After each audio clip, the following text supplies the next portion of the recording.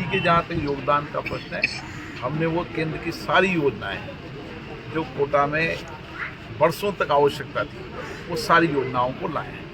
कोटा का एयरपोर्ट का विषय जो हमेशा उठता है, 8 महीने तक कांग्रेस की सरकार ने एयरपोर्ट की जो राशि जमा करानी थी उन्हें जमा की। जैसे ही सरकार परिवर्तन हुई, भजनलाल सरकार ने 20 दिन के अंदर एयरपोर्ट के पैसे जमा करा दिए। डीपीआर बनने का काम चल ही रहा है। जैसे ही डीपीआर बन जाएगी, राज्य के मुख्यमंत्री ने भी घोषणा की और प्रधानमंत्री जब आमसभा आए थे उन्होंने कहा कि राज्य सरकार हमारी आते हम एयरपोर्ट का काम शुरू करेंगे। तो एयरपोर्ट के काम की सारी औपचारिकता पूरी होगी। डीपीआर बनने के बाद टेंडर करना, इस प्रक्रिया में समय लगेगा।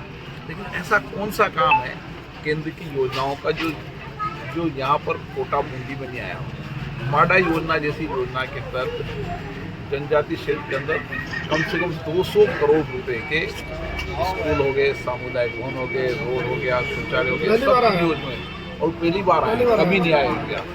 ऐसी कौन सी योजना? वो एक काम बता दें। जो सवाल पूछते हैं उनसे पूछो कि तुम्हारी सामाजिक योजनाओं का एक काम बता दें। और सरकार में तो वो उसी सरकार में थे, उनकी योजना वो बताया ना कि मैंने गरीब की सेवा करने के लिए काम किया है।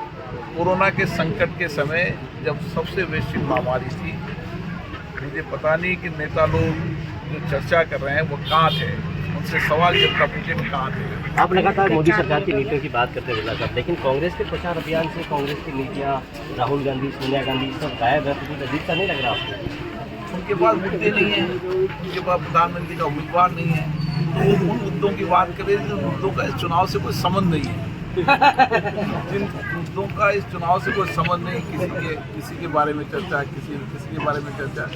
आप मुद्दों की बात करें। केंद्र के चुनाव में, केंद्र के चुनाव में आप केंद्र के मुद्दों की बात करें कि आपकी सरकार आई है तो आप क्या करोगे, आप किसको प्रधानमंत्री बनाना चाहते हो, आपकी योजनाएं क्या है, नीतियाँ क्या है, यह आपको बताना पड़ेगा जनता को। साहब 3 विधानसभा के चुनाव लड़े आपने, तीसरा लोकसभा का चुनाव लड़ रहे हैं, लेकिन ये जो आपका तीसरा चुनाव है लोकसभा का, आपको नहीं लगता जिस कटुता के माहौल में ये चुनाव लड़ा जा रहा है, बयानबाजी का जो स्तर आ गया है वो थोड़ा नीचे चला गया है? हाँ, निश्चित मैं मानता हूँ कि उम्मीदवारों की चाल चरित्र पर बहुत निर्भर करता है। मैंने कई चुनाव लड़े हैं। चुनाव में धमकी की भाषाएं, अभद्र भाषाएं, असंसदीय भाषाएं, जिस तरीके से धमकी की भाषाओं में बात की जा रही है, अभद्र भाषाओं की बात है, जनता सब ये देख रही है। राजनीतिक जीवन में अभद्र भाषा, धमकी की भाषा, गुंडागर्दी की भाषाओं से चुनाव नहीं जीता जा सकता। मेरा आखिरी सवाल बिरला साहब, हमेशा देश को एकजुट करने की बात होती है, तरक्की के लिए उसको जरूरी माना जाता है, लेकिन इस चुनाव में जो जातीय जहर घुला है, आपको नहीं लगता चुनाव गुजरने के बाद भी ये समाज में एक तरह का डिवीजन पैदा करेगा?